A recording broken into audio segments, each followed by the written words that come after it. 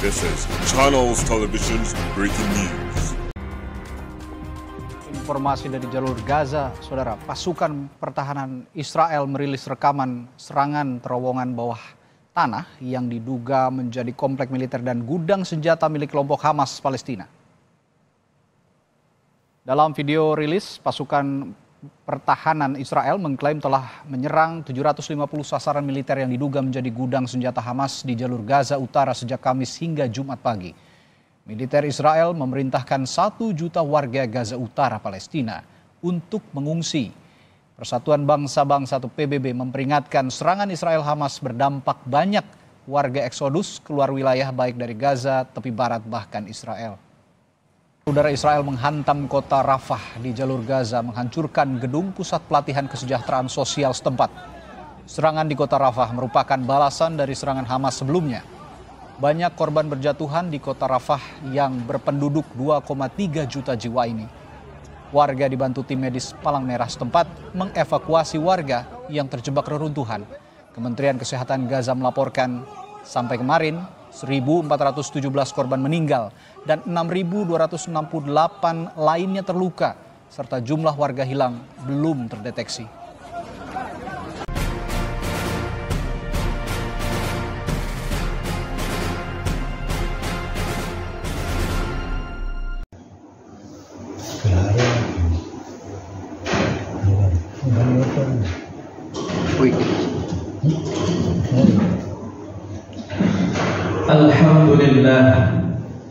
الحمد لله الذي أسرى بعبده ليلا من المسجد الحرام إلى المسجد الأقصى الذي باركنا حوله لنريه من آياتنا إنه هو السميع البصير. أشهد أن لا إله إلا الله وأشهد أن محمدا عبده ورسوله. اللهم صل وسلم على نبينا محمد وعلى آله وصحبه ومن تبعهم بإحسان إلى يوم القيامة.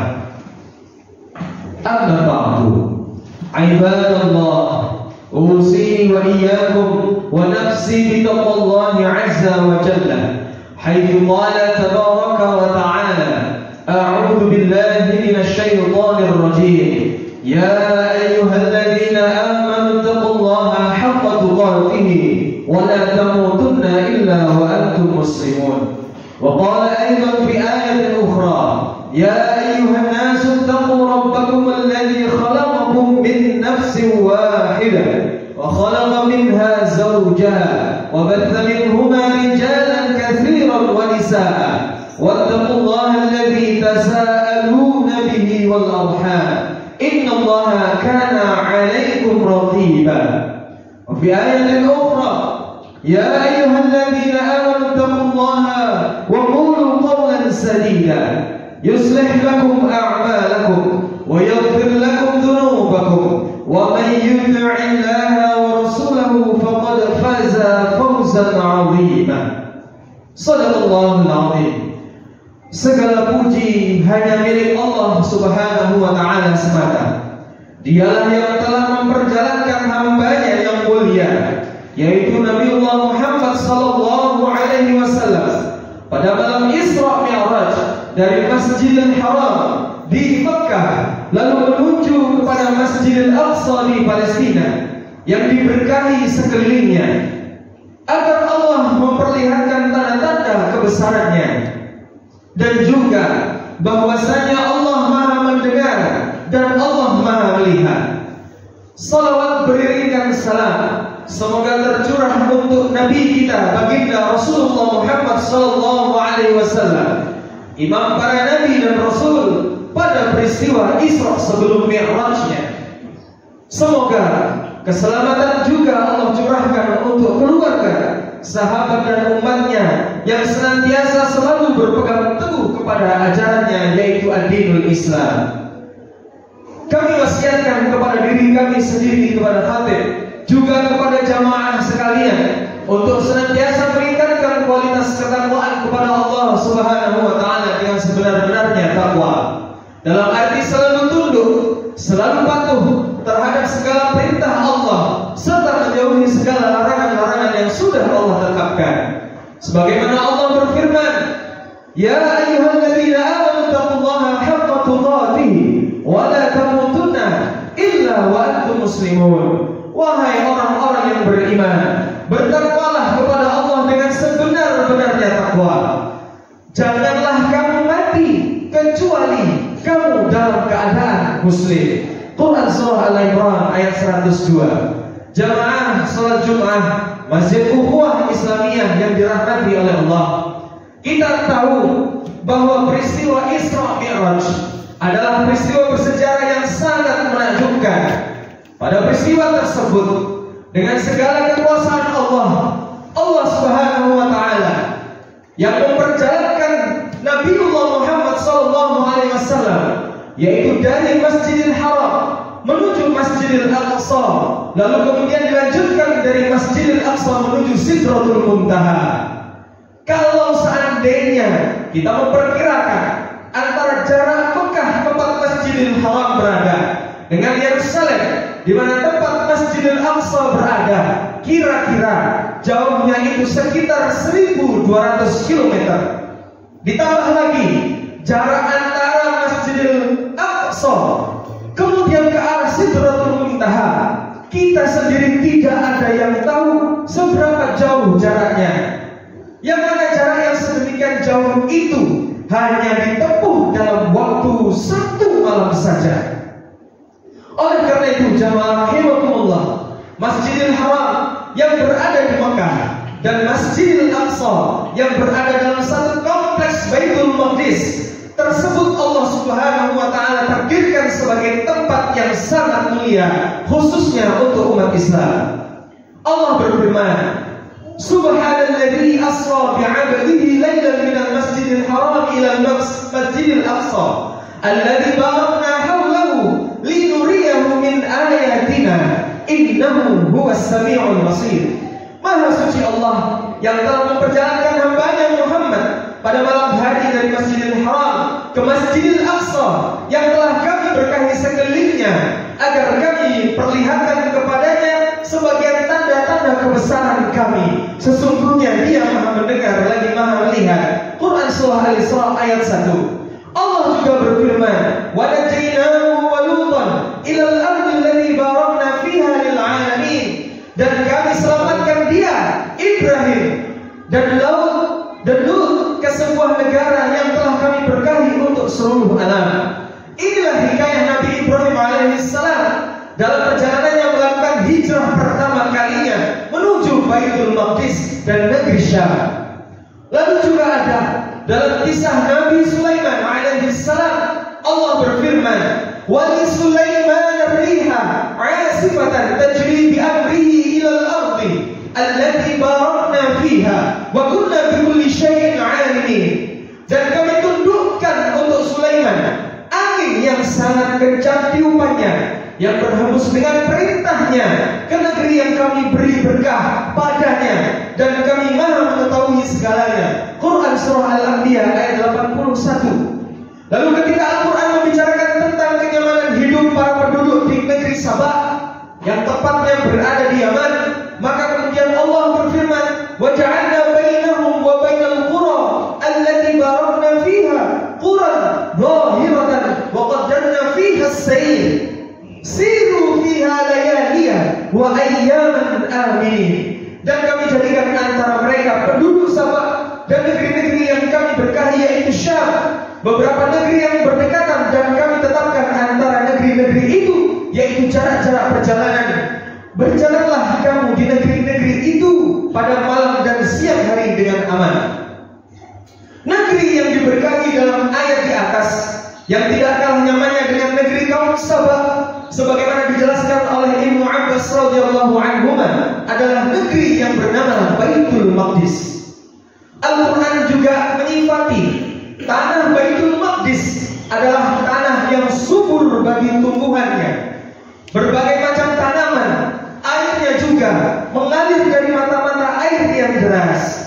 Allah berfirman, "Wa ja'alna ibnu Maryam wa ummuhu ayatan wa awaynahuma ila rabwatin dzatil qarar Dan telah kami jadikan Isa putra Maryam bersama ibunya sebagai salah satu suatu bukti yang nyata bagi kebesaran kami, dan kami melindungi mereka di sebuah dataran yang tinggi, tempat yang tenang, rindang, dan banyak buah-buahan dengan air mata yang mengalir.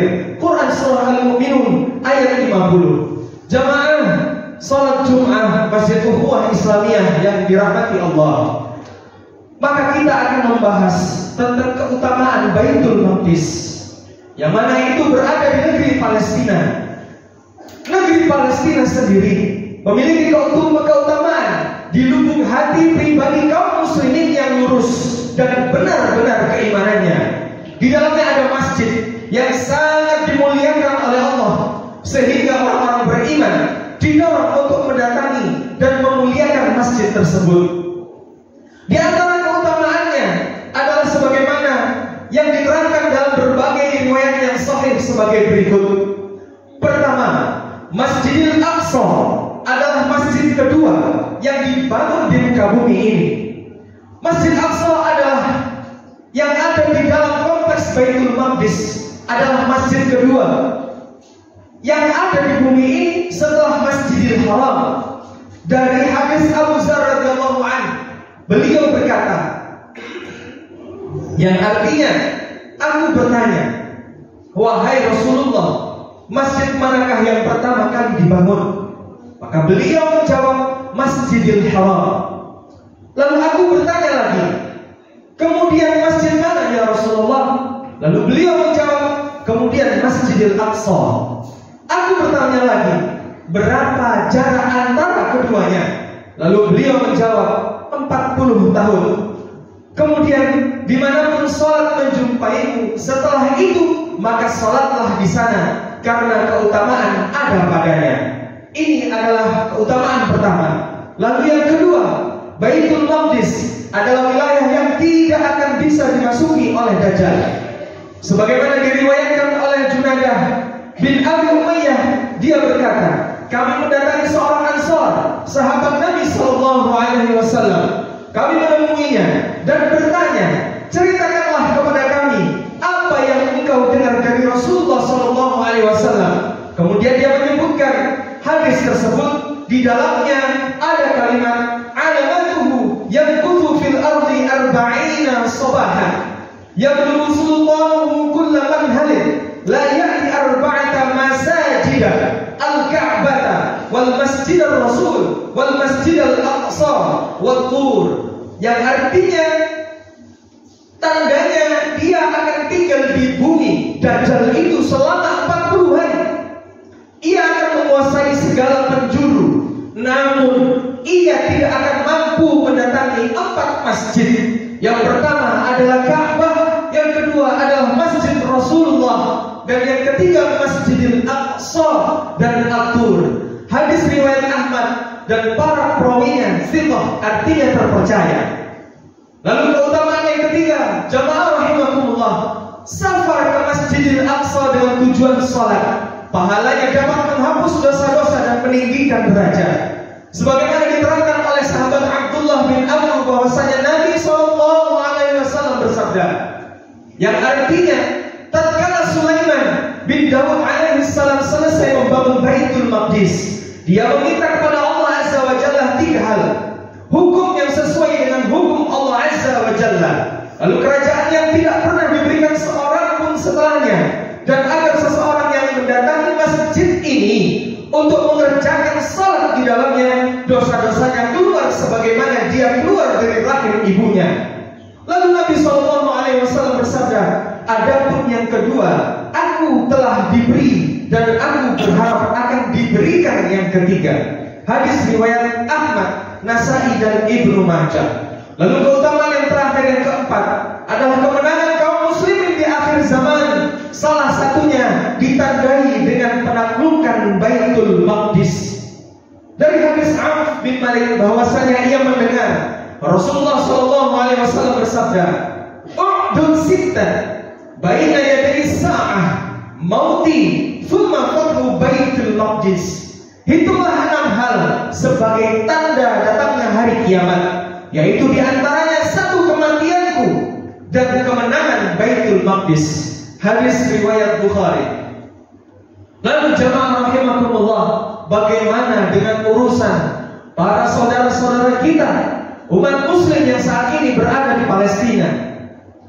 Maka kalau dari keterangan di atas kita bisa mengambil dan menarik kesimpulan bahwa urusan muslim Palestina adalah urusan umat Islam dunia juga.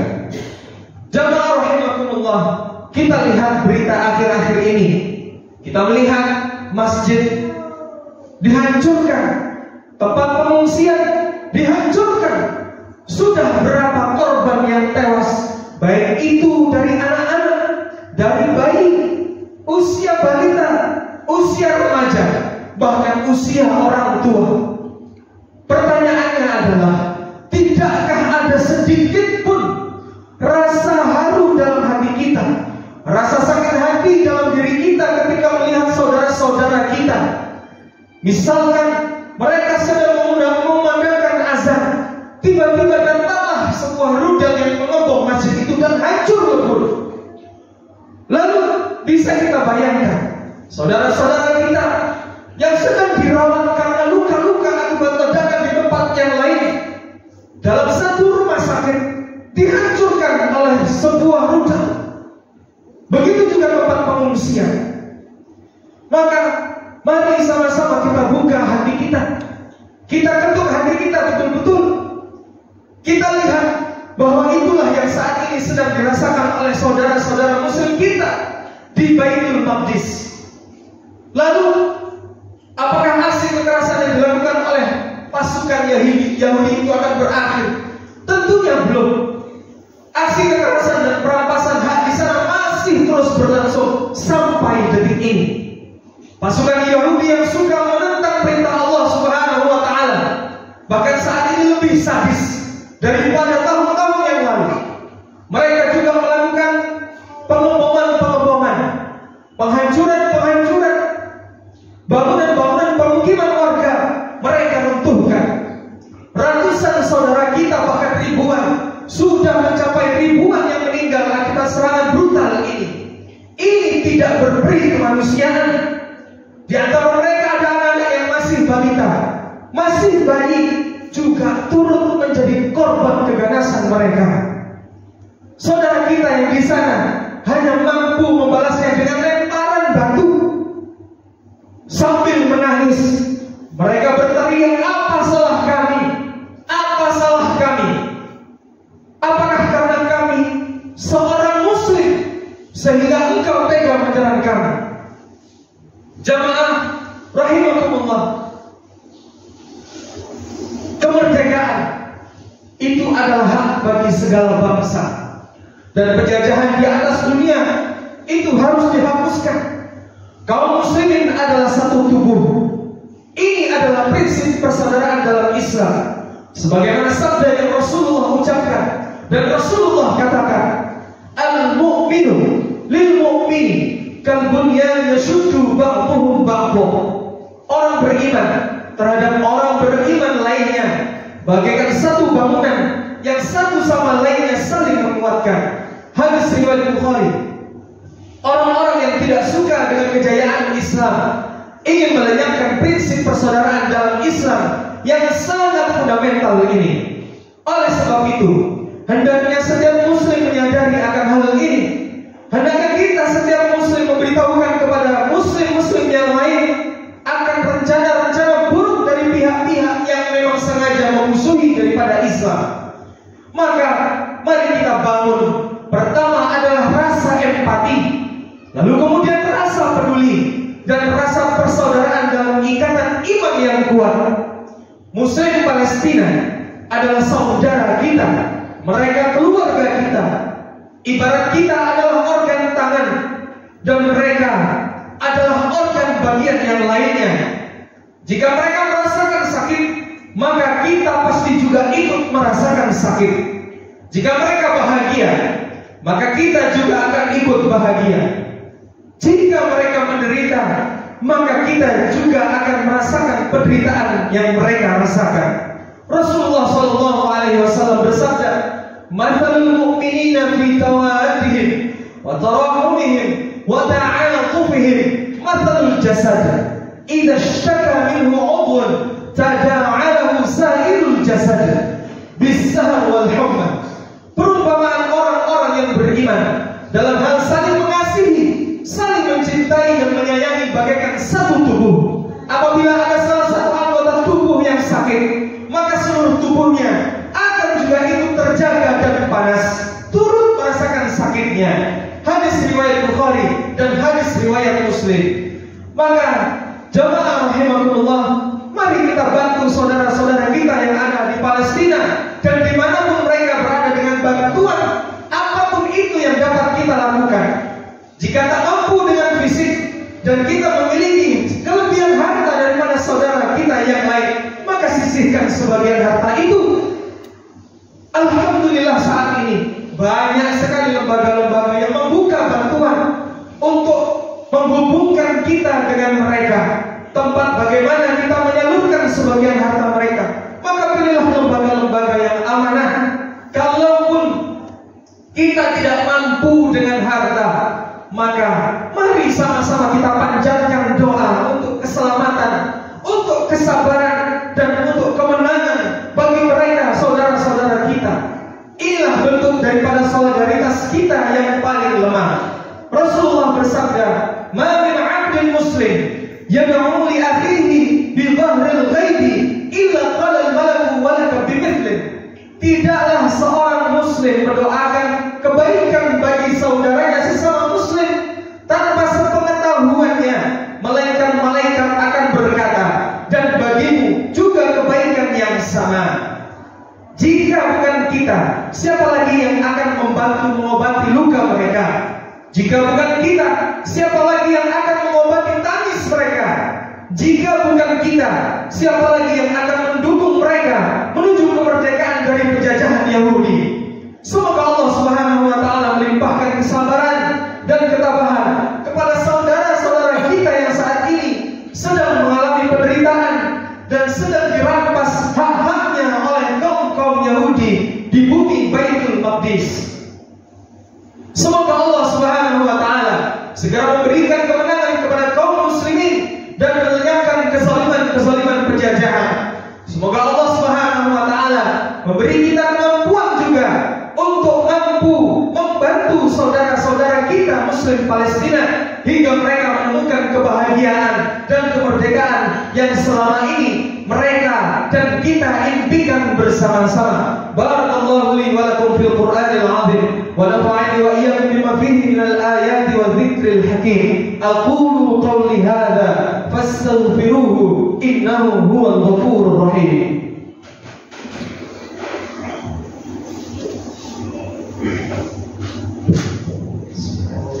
Allahumma shalli wa sallim ala sayyidina Muhammadin wa ala ali sayyidina Muhammad.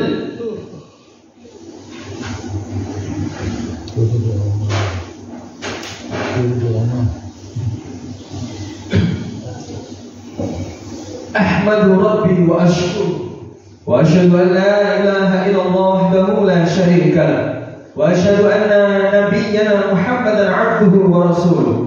اللهم صل على نبينا محمد وعلى آله ومن تبعهم بإحسان إلى يوم الدين. أما بعد فيا أيها المسلمون أوصيكم ونفسي بتقوى الله العلي العظيم واعلموا أن الله أمركم بأمر عظيم، أمركم بالصلاة والسلام على نبيه الكريم، فقال إن الله وملائكته يصلون على النبي يا أيها الذين آمنوا صلوا عليه وسلموا تسليما. اللهم صل على سيدنا محمد وعلى آل سيدنا محمد كما صليت على سيدنا إبراهيم وعلى آل سيدنا إبراهيم، وبارك على سيدنا محمد وعلى آل سيدنا محمد كما باركت على سيدنا إبراهيم وعلى آل سيدنا إبراهيم في العالمين إنك حميد مجيد. اللهم اغفر للمسلمين والمسلمات والمؤمنين والمؤمنات الأحياء منهم والأموات إنك سميع قريب مجيب الدعوة يا قاضي الحاجات. اللهم أنجي إخواننا المسلمين المستضعفين في فلسطين. اللهم أنجي إخواننا المسلمين المستضعفين في فلسطين. اللهم الطف بهم وارحمهم وأخرجهم من الضيق والحصار. اللهم تقبل منهم الشهداء واشف منهم المرضى والجرحى. اللهم كن لهم ولا تكن عليهم فإنه لا حول لهم ولا قوة إلا بك يا الله يا رحمن. اللهم انصر إخواننا المجاهدين في فلسطين. اللهم انصر إخواننا المسلمين المجاهدين في فلسطين. اللهم انصر إخواننا المسلمين المجاهدين في فلسطين وفي كل مكان والزمان. اللهم سدد رميهم ووحد صفوفهم واجمع كلمتهم على الحق يا حي يا قيوم. ربنا آتنا في الدنيا حسنة وفي الآخرة حسنة وقنا عذاب النار. وصلى الله على نبينا محمد وعلى آله وصحبه ومن تبعهم بإحسان إلى يوم الدين. وآخر دعوانا أن الحمد لله رب العالمين.